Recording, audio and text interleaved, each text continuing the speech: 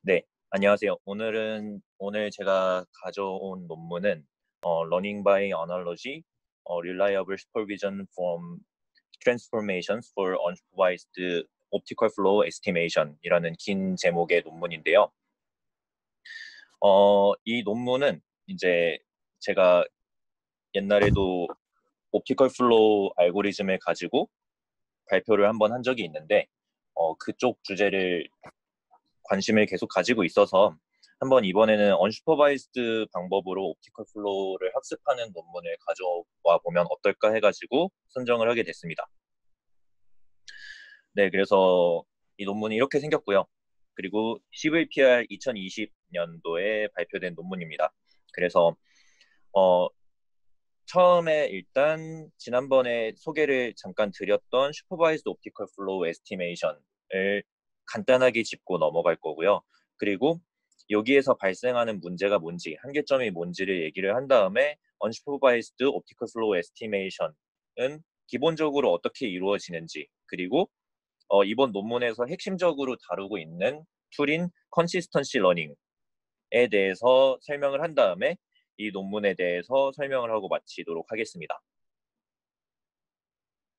네, 그래서 슈퍼바이스드 방식으로 옵티컬 플로우 에스티메이션을 학습하는 방법에는 제가 지난번 PR 214번에 발표를 드린 적 있는 이제 플로우넷이라는 논문이 대표적인데요.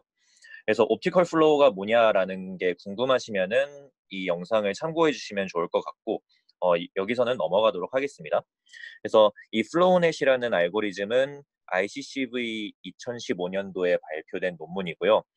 얘 같은 경우는 정말 단순하게 옵티컬 플로우 그라운드 트루스가 주어지고 그리고 이미지들이 여기서는 이제 컨캣되는 거고 그리고 여기서는 이렇게 각각 들어가게 되는데 어쨌든 이미지들이 이제 두 이미지가 들어가면은 그 두 이미지 사이에 존재하는 옵티컬 플로우를 학습을 해가지고 뽑아내는 그런 그냥 딥러닝 베이스드 알고리즘입니다. 그래서 이 논문이 유명한 이유는 옵티컬 플로우를 딥러닝을 이용해서 통째로 엔드투엔드로 뽑아낸다라는 개념을 어떻게 보면 제일 처음 발표했다라고 볼 수 있고요. 그리고 이 논문에서 그걸 하기 위해서 플라잉 체어스 데이터셋이라는 것을 제안을 합니다.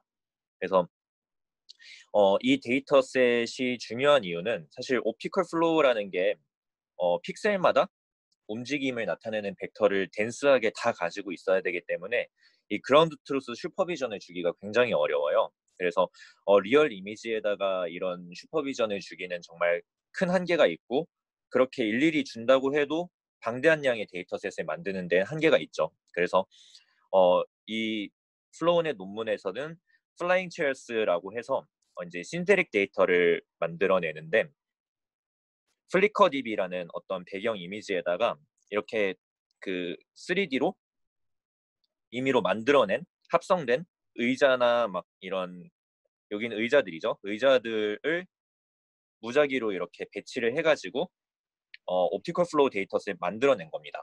그래서 이거는 이제 이미지부터 만들어내는 거기 때문에 컴퓨터가 다 라벨링을 해주는 거고요. 그래서 이 라벨링이 돼 있는 이런 데이터셋을 제안을 했다. 근데 보시면 알겠지만 이게 신세릭 데이터셋이기 때문에 제너럴리티 측면에서 좀 많이 안 좋습니다. 그러니까 리얼 데이터가 아니기 환경이랑 좀 거리가 있다고 보시면 되겠죠. 그래서 이렇게 거리가 있기 제너럴리티 측면에서 이제 그 한계점이 있고요. 그리고 볼륨 측면에서 그러니까 이렇게 만들어내기야 많이 만들어낼 수 있지만 이 데이터셋을 아무래도 이 세상에 있는 리얼 데이터로 치면은 비디오가 굉장히 많을 텐데 그런 방대한 양의 비디오에 비해서는 아무래도 그 분량 측면에서도 적다고 볼 수 있겠죠. 그래서 이런 여러 가지 한계점이 있다라는 거고요. 그래서 이렇게 슈퍼바이스드 방법의 한계점을 봤는데 이 한계점을 지적하면서 나온 방법이 이제 unsupervised optical flow estimation입니다. 그래서 unsupervised 방법으로 옵티컬 플로우를 어떻게 뽑아내는가에 대해서 해볼 건데 옵티컬 플로우를 이제 아까 전에는 그라운드 트루스를 줘가지고 슈퍼바이스드 방법으로 학습을 했었다면은 언슈퍼바이스드로 학습을 할 텐데, 여기서 사용하는 게 지난번 옵티컬 플로우 그 발표에서도 한번 언급을 드렸었던 옵티컬 플로우 컨스트레인트입니다. 그래서 이 컨스트레인트가 특별한 게 있는 게 아니라 이제 플로우 벡터로 이루어진 두 픽셀 값이 동일하다라는 거죠. 왜냐하면은 이제 이미지에서 여기 있는 픽셀이 여기로 움직였다. 이 두 픽셀을 이제 플로우 벡터로 있는 거기 때문에 이 두 픽셀 값이 뭐 명암 같은 게 바뀌지 않는 이상 두 픽셀 값이 동일하다라는 가정을 하고 있는 거고요. 그래서 이걸 그대로 이제 로스 펑션으로 만들어줘야 되는데, 로스 펑션으로 만들기 위해서는 백워드 와핑이라는 게 이제 필요합니다. 그래서 백워드 와핑이 뭐냐면은, 일단 노테이션을 보면은 첫 번째 프레임 그리고 두 번째 프레임이 있고, 그 둘 사이의 옵티컬 플로우를 앞으로는 U로 나타내기로 할게요. 왜냐하면 이 논문에서 U로 나타내기 때문에 저도 U라고 했고요. 그리고 이 상태에서 그러면은 첫 번째 이미지로부터 두 번째 이미지로 향하는 옵티컬 플로우가 만들어졌어요. 그러면은 우리는 뭘 해야 되냐면은 이 두 양쪽에 있는 두 픽셀, 방금 전에 말했듯이 플로우 벡터로 이루어진 두 픽셀 값을 비교해야 되는 상황이기 때문에 두 이미지를 빼서 비교하기 위해서는 둘 중에 하나를 나머지 하나의 시점으로 이렇게 옮겨줘야 돼요. 픽셀들을. 그래서 두 가지 방법이 있겠죠. I1에 있는 픽셀들을 I2 시점으로 이제 옮겨가지고 I2와 비교를 한다. 또는 I2에 있는 픽셀들을 I1으로 옮겨서 비교를 한다. 두 가지 방법이 있을 수 있겠는데, 이게 첫 번째 방법은 되지 않는 이유가 뭐냐면은, 이 옵티컬 플로우는 출발점에 해당하는, 이제 출발점 입장에서 보면은 모든 점에 대해서 옵티컬 플로우가 다 존재를 하지만, 이제 도착 지점 입장에서 보면은 이 벡터가 어디에 떨어질지 우리는 사실 모르기 때문에 이렇게 한 픽셀에 여러 벡터가 몰리는 경우도 생기고요. 어떤 픽셀은 이렇게 아무 벡터도 선택을 하지 않아가지고 왕따를 당하고 있는 픽셀들이 생길 수 있어요. 그렇기 때문에 이 I2 입장으로 가게 되면은 여러 가지 문제가 생기죠. 비교를 못하는 픽셀들이 생길 수 있고요. 그리고 이렇게 같은 위치로 두 개 이상의 픽셀이 몰리게 되면은 과연 그 출발 지점에 있었던 두 픽셀 중에 어떤 픽셀을 이 픽셀로 이제 정해야 되는가에 대한 교통정리 문제도 생기죠. 그래서 보통 어떻게 하냐면은 여기서 말하는 백월드 와핑이라는 걸 합니다. 그래서 1에서 2 방향으로의 플로우가 있으면은 반대로 이 도착 지점으로부터 이 도착 지점에 있는 픽셀을 거꾸로 가져오는 거죠. 그러면은 출발 지점 입장에서는 모든 픽셀들에 대해서 이쁘게 이제 옵티컬 플로우가 하나씩 딱 존재를 하기 때문에 I1과 같은 사이즈의 I2의 어떤 변형을 만들어낼 수 있게 됩니다. 그래서 이거를 I1 햇이라고 이름을 붙이기로 했고요. 그래서 I1 햇은 I2 입장에서 I1 햇의 P 위치에 있는 어떤 이제 픽셀 값은 I2에서 P 위치로부터 옵티컬 플로우만큼 이동된 위치에 있는 픽셀을 가져오겠다라는 뜻이죠. 그래서 이거를 백월드 와핑이라고 합니다. 네, 그래서 이제 백월드 와핑을 했으니까 바로 포토메트릭 로스라는 걸 구할 수 있어요. 이게 바로 아까 전에 옵티컬 플로우 컨스트레인트를 이제 로스로 만들어준 건데요. 보면은 그냥 간단합니다. I1이랑 I2를 I1의 시점으로 픽셀들을 이리저리 움직여 놓은 상태의 이미지 둘을 그냥 빼가지고 에런 로스를 구하는 거죠. 여기서 뭐 에런 로스라고 했는데 L2 로스도 있고 요즘 심 로스도 많이 쓰더라고요. 그래서 이런 로스들을 그냥 이제 대표해가지고 에런 로스라고 저는 적은 거고요. 다양한 로스를 쓸 수 있습니다. 그래서 그냥 이 둘을 빼서 비교하는 로스다라는 거고, 여기 앞에 이런 텀이 하나 붙어 있는데 이 텀에 대해서 설명을 드려볼게요. 얘는 이제 오클루전 맵입니다. 오클루전 맵인데 이 오클루전 맵이 앞에 붙어 있는 이유는요. 그 오클루전이 발생을 해서, 그러니까 얘가 의미하는 거는 뒤에서 설명을 드릴게요. 5, 2, 1이 의미하는 건 뭐냐면은 얘가 1이라는 거는 P라는 픽셀이 I1에는 존재를 하는데 I2에는 가려져서 없는 상황이에요. 그리고 아니면은 0.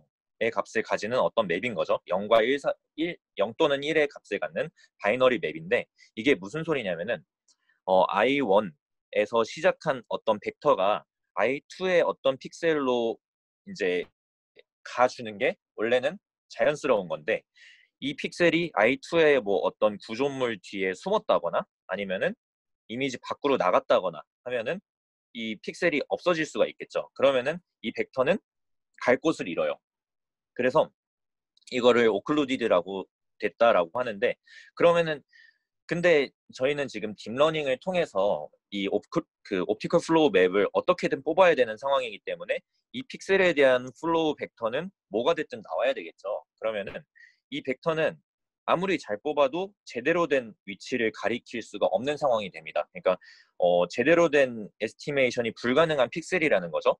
그러면 이 상태 이런 벡터들은 사실 아무리 잘 뽑으려고 해도 되게 억울한 상황에 처해 있는 거예요. 그래서 이런 애들을 제외를 시켜주는 거죠. 그래서 오클루전 맵이 1인 애들은 로스에서 제외를 해라 라는 텀입니다. 그래서 이 오클루전 맵을 또 어떻게 뽑냐 라고 하면은 이거는 이제 언플로우라고 하는 초창기 언슈퍼바이즈드 옵티컬 플로우 에스티메이션 이제 알고리즘을 제안한 논문에서 나온 정의인데요. 이제 i1이랑 i2가 주어지면은 양쪽 방향의 플로우를 일단 다 구해봅니다. 옵티컬 플로우를 이제 U12 그리고 U21을 다 구해보고요. 그래서 U12 그러니까 이제 이 P 위치에서 U12만큼 움직인 그러니까 이 그림에서 설명을 드리는 게 좋을 것 같은데 만약에 이 아래에서 U12만큼 움직여서 어떤 도착 지점에 해당하는 점에서 다시 U21을 구해보면은 U1로 다시 돌아와야지 정상이죠. 근데 이게 만약에 가려져 있다라고 하면은 돌아오지 못할 거예요. 왜냐면은 이 벡터도 정확한 벡터가 아닐 거고요. 아무데나 가리키고 있는 의미 없는 벡터일 거고 여기서도 이제 그러니까 여기서 이제 돌아오기도 힘들어지는 거죠. 그래서 만약에 이 둘을 더했을 때 오클루전이 발생하지 않았다라고 하면은 두 벡터의 합이 0이 돼야 되는 게 맞지만 이게 0이 안 되고 좀 큰 값이 나타났다. 그러니까 이 큰 값의 정의를 여기서 해주고 있는 거예요. 큰 값이 나타났다라고 하면은 이 픽셀은 오클루디드 되었구나라고 이제 결론을 내리는 거죠. 그래서 거기에 또 왜 이 벡터들의 각각의 크기가 들어가냐면은 벡터가 클수록 이제 이 두 값 사이에 이제 차가 스케일 자체가 커질 수 있으니까 이제 각 벡터들의 크기를 기반으로 해서 스레스홀딩을 합니다. 그래서 이런 방식으로 오클루전 맵을 정의를 한다라는 거고요. 네, 그래서 뭐 다시 이제 정리를 하고 넘어가면은 이렇게 해서 구한 오클루전 맵을 가지고 오클루전이 일어나지 않은 픽셀들에 대해서만 이런 포토메트릭 로스를 정한다라는 거죠. 이게 가장 핵심적인 로스라고 볼 수 있어요. 그리고 이제 이 내용도 옵티컬 플로우에 대해서 설명하는 이제 처음에 플로우넷 발표에서 다뤘던 내용인데요. 스무스니스 컨스트레인트라고 하는데 얘는 뭐냐면은 근처에 있는 픽셀들은 이제 서로 인접해 있는 픽셀들끼리는 플로우 벡터가 비슷할 것이다라는 이제 컨스트레인트입니다. 이게 왜 필요하냐면은 이제 텍스처가 없는 어떤 그 리전에 대해서 이런 경우는 뭐 텍스처가 있는 것처럼 생각을 할 수 있겠죠. 그러니까 이 카메라 내부만 이 원 내부만 봤을 때 이 점이 일로 움직였다. 그러니까 결국 이 사각형이 이 정사각형이 위에서 아래로 움직이고 있는 건데 그러면 이 상황에서는 이게 전체적으로 이쪽으로 움직였다라는 거를 알 수 있지만 만약에 이 카메라가 이렇게 보고 있을 경우에는 아무리 이 사각형이 움직여도 얘가 움직이고 있는지 어떻게 하고 있는지 알 방법이 없다는 거죠. 그래서 이거를 대체하기 위해서 스무스니스 컨스트레인트라는 추가적인 레귤러라이제이션을 걸어주는 거고요. 그래서 기본적으로 이 옵티컬 플로우 맵을 X 방향과 Y 방향으로 미분을 해서 그 미분 값의 크기를 그냥 레귤러라이즈로 걸어줍니다. 근데 뒤에 보면은 이런 놈이 딸려 있죠. 얘는 뭐냐면은 얘는 지금 엣지에 해당해요.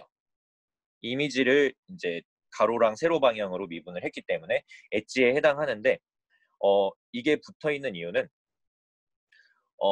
이제 근처에 붙어 있는 픽셀이 플로우 벡터가 비슷한 플로우 벡터를 가질 수도 있겠지만 만약에 이 지점이 이렇게 만약에 엣지였다. 엣지를 기준으로 서로 인접해 있는 두 픽셀이었다라고 하면은 얘랑 얘는 다른 물체이기 때문에 충분히 다른 방향으로 움직이고 있는 상황이었을 수도 있죠. 그렇기 때문에 이렇게 엣지에 해당하는 엣지를 중심으로 갈라진 두 픽셀 사이에서는 이 스무스니스 컨스트레인트를 좀 작게 가져가자라는 텀입니다. 그래서 엣지 어웨어 스무스니스 컨스트레인트라고 많이 부르고요. 그래서 이런 컨스트레인트도 같이 이제 로스로 쓴다라는 거죠. 그래서 방금 전에 말씀드린 두 가지 로스가 포토메트릭 로스 그리고 스무스니스 컨스트레인트 그 두 가지가 이제 기본적으로 언슈퍼바이즈드 옵티컬 플로우 러닝을 할 때 많이 쓰는 로스들이라고 보시면 되고요. 여기서 이제 이 논문에서 추가하고 있는 중요한 컨트리뷰션이 바로 컨시스턴시 러닝입니다. 그래서 이 컨시스턴시 러닝은 2019년에 아카이브에 올라온 논문인데요. Unsupervised Data Augmentation for Consistency Training 이란 논문입니다. 그래서 PR에서도 몇 번 다뤄진 적이 있는 개념으로 알고 있는데 얘는 기본적으로 뭐 예를 들면은 이미지넷 클래시피케이션이라고 해봅시다. 그러면은 이 X가 이미지가 되겠고요. 이 Y가 그 이미지에 해당하는 라벨이 될 겁니다. 그래서 이 이미지를 이제 모델을 통과시켜서 소프트맥스 벡터를 구하고 그리고 그 둘 사이에 크로스 엔트로피 로스를 많이 구하죠. 이거는 정말 기본적인 클래시피케이션에서 갖고 있는 개념이고요. 그리고 여기서 이 저자들이 무엇을 추가를 하냐면은 라벨드 데이터는 이렇게 할 수 있는데 여기서 세미 슈퍼바이즈 러닝으로 언라벨드 데이터를 같이 활용을 하고 싶은 거예요. 그래서 어떤 짓을 하냐면은 이 언라벨드 데이터를 가져와서 일단 모델을 통과시켜서 소프트맥스 벡터를 얻어요. 그리고 이 데이터에 어그멘테이션을 가하는 거죠. 어그멘테이션은 여기 뭐 예시가 나와 있는데 이런 다양한 방법들로 어그멘테이션을 가합니다. 그러면은 어떤 변형된 형태의 이미지가 나오겠죠. 하지만 이 이미지를 어그멘테이션 했다고 해서 이 이미지의 라벨이 바뀌는 건 아니잖아요. 그러니까 이 어그멘테이션 된 이미지를 모델을 통과시켰을 때 나오는 소프트맥스 결과도 같아야 된다라는 내용인 거죠.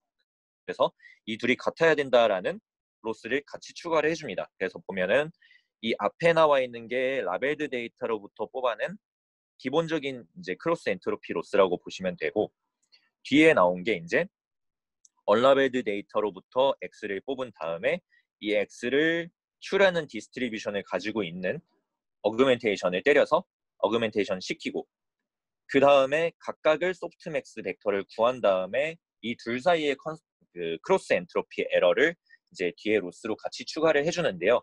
여기서 중요한 거는 이제 여기 이제 세타가 파라미터에 해당하는데 이렇게 그 어그멘테이션 되기 전에 세타에는 이렇게 물결 표시가 붙어 있죠. 이건 뭐냐면은 이 세타는 프리즈 하겠다라는 거예요. 그러니까 각각 이 모델도 통과하고 이 모델도 통과해가지고 이제 크로스 엔트로피를 구하지만 이 크로스 엔트로피를 통해서 발생한 그레디언트는 이쪽 방향으로만 흘려주겠다.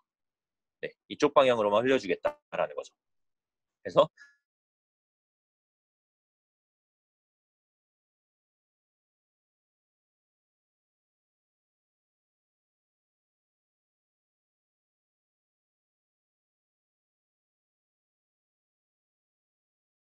이 논문에서는 이미지 클래시피케이션 쪽이랑 이제 랭귀지 쪽에 적용을 많이 했었는데 뭐 클래시피케이션에서 뭐 어그먼트를 한 결과들 뭐 예시가 이런 내용이 되겠죠. 그래서 뭐 밝기가 변화할 수도 있는 거고 아니면 이렇게 꾸기거나 아니면은 이렇게 스파셜 방향으로 이동을 시키거나 하는 식의 어그멘테이션을 적용을 한 다음에 아까 말씀드린 컨시스턴시를 가지고 로스로 추가를 하게 됩니다. 그래서 이 내용을 되게 다양한 분야의 사람들이 적용을 하기 시작했는데 이제 옵티컬 플로우도 예외가 아니었던 거죠. 왜냐면은 옵티컬 플로우가 굉장히 그 슈퍼바이즈드에 있어서는 라벨드 데이터를 쓰는데 한계가 있고 그리고 언슈퍼바이즈드에 있어서는 아직 많이 챌린징하다라고 알려져 있기 때문에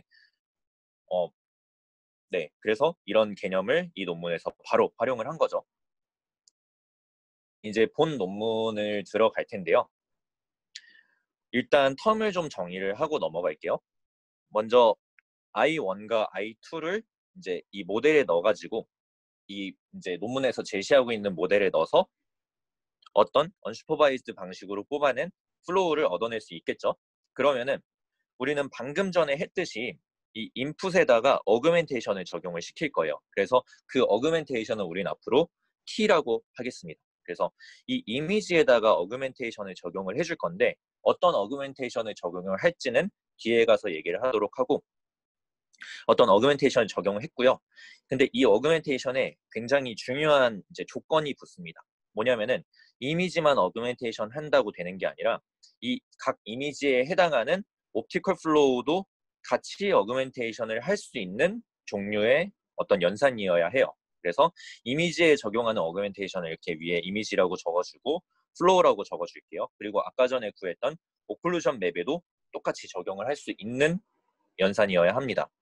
그래서 이 어그멘테이션을 적용한 이미지를 모델에 넣었을 때 나오는 그 옵티컬 플로우를 U 바 스타라고 할게요. 위에 바가 붙었다는 거는 앞으로 어그멘테이션이 적용이 됐다라는 내용으로 받아들이시면 될 것 같고, 그리고 동시에 이제 어그멘테이션을 한 다음에, 그러니까 어그멘테이션을 한 다음에 플로우를 구한 경우나, 그리고 얘 같은 경우는 플로우를 먼저 구하고 어그멘테이션을 한 경우잖아요. 이 두 경우를 비교를 할 겁니다. 그래서 U 바랑 U 바 스타를 이제 비교를 하게 되는데, 앞에서 크로스 엔트로피로 비교를 했던 것처럼요. 그래서 이 둘을 이렇게 빼가지고 비교를 하게 되고, 뒤에 막 엡실론을 곱한 다음에 Q는 논문에선 0.4라고 나와 있는데 그냥 카보니어 로스, 그냥 에런 로스의 어떤 변형이라고 보시면 될 것 같고요. 이 둘 사이에 포토메트릭 로스처럼 계산을 하게 되는데, 여기 보면 S가 붙어 있죠. 이게 이제 S가 스탑 그레디언트라고 해가지고 아까 전에 나왔던 그 세타 틸다 얘랑 똑같습니다. 그러니까 어그멘테이션이 적용되지 않은 원래 인풋이 모델을 통과할 때 발생하는 그레디언트는 무시하겠다라는 거죠. 그리고 오클루전 맵의 어그멘테이션, 어그멘티드 된 도메인에서 비교를 하고 있는 거기 때문에 오클루전 맵도 어그멘테이션을 적용을 해가지고 이제 오클루전에 해당하는 플로우들은 또 여기서 무시를 해줘야겠죠. 그래서 기본적으로 어그멘테이션을 적용한 컨시스턴시 트레이닝을 위한 이제 어그멘테이션 로스는 이렇게 정의가 되고요. 그래서 이게 전체적인 스트럭처인데요. 개인적으로 이 논문을 읽으면서 되게 그림을 쉽게 잘 그렸다라는 생각이 들었어요. 그래서 그냥 간단하게 되짚어 보면은 이미지 두 개가 들어가면은 이 플로우 네트워크를 통해서 U21과 U12를 둘 다 얻을 수 있겠죠. 뭐 순서만 바꿔서 넣어주면 되니까. 그렇게 해서 둘 다 넣으면은 오클루전 맵을 아까 전에 말씀드린 방식으로 정의를 통해서 구할 수 있고, 이 두 플로우 맵을 가지고 미분을 하면은 이제 스무스니스 컨스트레인트 로스를 구할 수 있고요. 그리고 이제 1, 2를 통해서 이제 I2를 와핑을 하면은 I1 햇이 나올 수 있고, 얘와 I1을 비교를 하는데 거기서 오클루전 맵까지 같이 고려가 된다고 했죠. 그렇게 해가지고 포토메트릭 로스를 구할 수 있고, 이게 첫 번째 포워드고요. 두 번째 포워드로 이 어그멘테이션이 적용된 이미지 두 개가 들어가는 거죠. 들어가서 어그멘테이션이 적용된 이후에 뽑아진 어떤 옵티컬 플로우를 구할 수 있고, 여기서 U12를 어그멘테이션을 적용하면은 U12 바를 얻을 수 있고요. 이 둘 사이의 로스를 또 어그멘테이션 로스를 구할 수 있습니다. 그래서 총 3개의 로스를 구할 수 있고요. 네, 그래서 이제부터는 어떤 연산을 이용을 해서 어그멘테이션을 했는지 총 3가지를 이 논문에서 제안을 하는데, 걔네들을 소개를 드릴게요. 먼저 스파셜 트랜스폼 어그멘테이션입니다. 그래서 이 어그멘테이션은 뭐냐면은 말 그대로 뭐 로테이션, 플립 이런 애들이죠. 그러니까 픽셀 값들은 변하지 않는데 그 픽셀들의 위치가 전체적으로 변하는 어그멘테이션이에요. 근데 이 경우에는 이제 이렇게 표현을 할 수 있겠죠. 그러면은 어떤 IT라고 보면 되는데 이 IT의 P에 해당하는 어떤 픽셀 값은 이 P를 어떤 이제 변환해가지고 변환한 위치에서 가져올 수 있다라는 개념으로 이제 이 어그멘테이션을 정의를 할 수 있고 그러면은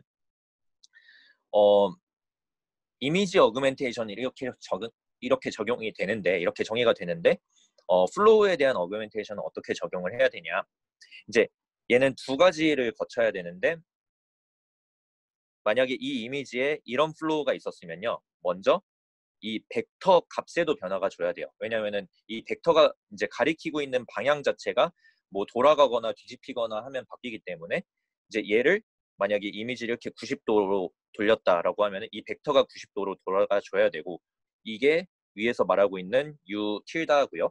그리고 이 시작점 위치도 바뀌어줘야겠죠. 그래서 이 위치도 90도 돌아가가지고 이 위치로 가줘야 됩니다. 그래서 얘가 U 바가 되겠죠. 그래서 두 개의 연산을 통해서 이 옵티컬 플로우 값을 변환을 시킨다라는 거고요.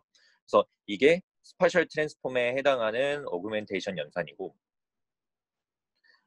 그리고 이제 어그멘테이션을 하는데 아까 전에도 그 이미지랑 플로우 그리고 마지막으로 오클루전에 해당하는 이제 어그멘테이션 연산도 따로 정의를 해줘야 된다라고 말씀을 드렸는데 여기서는 특이하게 처음에 생각했을 때는 사실 이것만 있으면 되는 줄 알았어요. 그러니까 그냥 오클루전 맵은 0 아니면 1이니까 어차피 벡터처럼 따로 돌려줄 필요도 없고 그냥 얘네들의 위치를 이미지 어그멘테이션 하는 거랑 똑같이 그냥 위치만 바꿔주면 되는 줄 알았는데 생각을 잘 해보면은 이 스파셜 트랜스폼을 통해서 원래 오클루전에 해당하지 않았던 픽셀이 오클루전이 되게 만들어지는 경우가 생겨요. 어떤 경우냐면 이런 경우입니다. 원래는 이 가운데서 이 모서리로 향하던 어떤 벡터가 있었는데 얘가 뭐 90도 이렇게 돌아갔으면 상관이 없었는데 애매하게 이렇게 45도 정도 돌아갔어요. 그러면은 얘가 이게 모서리로 가는 애가 이미지 밖으로 나가버리게 됩니다. 그러면은 얘에 해당하는 이제 이 픽셀은 오클루전에 해당하게 되겠죠. 바뀌기 전에는 오클루전이 아니었는데 이런 경우를 고려를 해서 이제 뉴 오클루전을 정의를 합니다. 그래서 어그멘테이션이 적용된 이후의 플로우를 봤더니 만약에 이미지 도메인을 벗어났다라고 하면은 이제 뉴 오클루전에 해당하는 거죠. 그래서 이 둘을 유니온 시킨 결과를 최종 이제 어그멘테이션 된 오클루전 맵으로 사용을 합니다. 그래서 여기까지가 스파셜 트랜스폼 그 어그멘테이션이었고요. 그 다음은 이제 오클루전 트랜스폼입니다. 이제 방금 전에도 오클루전에 대한 이제 논의가 있긴 했는데 얘는 정말 대놓고 오클루전을 발생시키기 위한 트랜스폼이에요. 그래서 두 가지를 제안을 하는데 랜덤 크롭하고 랜덤 마스크를 제안을 합니다. 그래서 랜덤 크롭은 각각 이미지 1, 이미지 2에 대해서 다른 위치를 이렇게 크롭을 하게 되면은 이미지 1에는 등장했던 픽셀이 이미지 2에는 등장하지 않게 되는 경우가 생겨요. 그러면은 이런 경우에 해당했을 때는 원래 이미지 1하고 이미지 2 둘 다 등장을 했던 픽셀인데 크롭 때문에 지금 둘 중에 하나에만 그 존재를 하게 되는 픽셀이 된 거죠. 그래서 이렇게 강제적으로 오클루전을 발생을 할 수 있고요. 바운더리 때문에 생기는 오클루전이죠. 그리고 랜덤 마스크라고 해가지고 이제 이미지 클래시피케이션에서 많이 쓰는 뭐 컷아웃 같은 느낌인데요. 이제 슈퍼픽셀로 이 이미지를 분할을 한 다음에 몇 개의 슈퍼픽셀을 임의로 선택을 하는 거죠. 그래서 뭐 이만큼의 슈퍼픽셀을 선택을 했다. 그럼 얘네들 그냥 까맣게 없애버리는 거예요. 0으로 처리를 해버리는 거죠. 그러면은 이제 그 두 이미지 사이에서 만약에 이 밖에 있었는데 이렇게 마스크로 가려진 위치로 향하고 있는 픽셀이 있었다. 그럼 걔는 원래 오클루전이 아니었는데 오클루전이 발생하게 되겠죠. 그래서 이런 경우 강제로 오클루전을 발생시키는 어그멘테이션입니다. 그래서 이런 어그멘테이션을 적용을 했고요. 그리고 마지막으로 어피어런스 트랜스폼이라고 해가지고 오클루전이 바뀌지도 않고 그리고 픽셀들의 위치가 바뀌지도 않는데 그냥 픽셀들의 값이 조금 바뀐 거예요. 노이즈가 추가됐다거나 아니면은 뭐 블러를 시켰다거나 아니면 브라이트니스가 바뀌었다거나 이런 경우는 다 다른 건 안 바뀌는데 그냥 픽셀 값들이 바뀌는 경우죠. 이런 경우도 굉장히 중요한 게 사실 포토메트릭 로스라는 게 아까 전에 처음에 말씀드렸던 것처럼 두 픽셀의 값이 같다라는 이 가정에서 시작하는 로스이기 때문에 이렇게 밝기 변화 때문에 두 픽셀의 값이 좀 바뀌었다라고 하면은 굉장히 그런 경우는 치명적이에요. 그래서 이런 브라이트니스에 대한 어그멘테이션이 들어가 주게 되면은 이런 문제를 해결해 줄 수 있겠죠. 그래서 이런 경우까지. 이 경우는 이제 이미지에 대한 오그멘테이션은 존재를 하지만 뭐 옵티컬 이제 플로우나 오클루전 맵에 대한 그 어그멘테이션은 따로 처리해 주지 않아도 되겠죠. 그래서 이런 경우까지 총 3가지 어그멘테이션을 제시를 하고요. 그래서 이 논문에 뭐 이제 정리를 하자면은 이 논문에서는 언슈퍼바이즈드 옵티컬 플로우 러닝 알고리즘을 제안을 했는데 그 성능을 높이기 위해서 이렇게 어그멘테이션을 통한 컨시스턴시 러닝을 했다라는 거죠. 그래서 뭐 이제 이거는 구조인데요. 사실 구조에 대해서도 이제 할 말이 조금 있습니다. 예를 들면은 이미지가 2개가 아니라 3개가 들어가는 구조를 얘네가 추가적으로 제안을 하는데 이런 내용에 있어서는 좀 다른 이슈이기 때문에 나중에 기회가 되면은 3개 이상의 프레임을 보고 뭐 모션 에스티메이션 하는 그런 주제에 대해서 발표를 드리도록 하겠고요. 이번에는 넘어가도록 하겠습니다. 그래서 이제 결과고요. 기본적으로 옵티컬 플로우를 평가를 할 때는 많이 쓰는 게 이 신텔 데이터셋하고 이 키티 데이터셋에 많이 씁니다. 이제 신텔 데이터셋은 플라잉 체어처럼 그 3D 그래픽 이미지에 대해서 그 옵티컬 플로우 그 그라운드 트루스가 존재하는 셋이고요. 그리고 키티는 자동차 주행 상황에서 리얼이긴 한데 이제 자동차 주행 상황에만 한정해서 옵티컬 플로우 그라운드 트루스가 존재하는 데이터셋입니다. 그래서 각각에 대해서 평가를 한 결과고요. 위에가 이제 유명한 슈퍼바이즈 알고리즘들이고 밑에가 언슈퍼바이즈 알고리즘이고 마지막에 이제 제안된 게 본 논문의 알고리즘인데 첫 번째 거는 이제 2프레임만 보고 한 거고요. 두 번째 거는 아까 말씀드린 대로 3프레임을 다 보는 구조에서 이제 실험을 한 결과입니다. 근데 보면은 일단 처음에 제안된 플로우넷 S 구조보다도 심지어 지금 좋은 성능을 보이고 있죠, 벌써. 그래서 이런 결과를 가지고 있다라는 거고, 편하게 그래프로 보면은 얘도 이제 신텔에 대해서 학습을 한 결과인데요.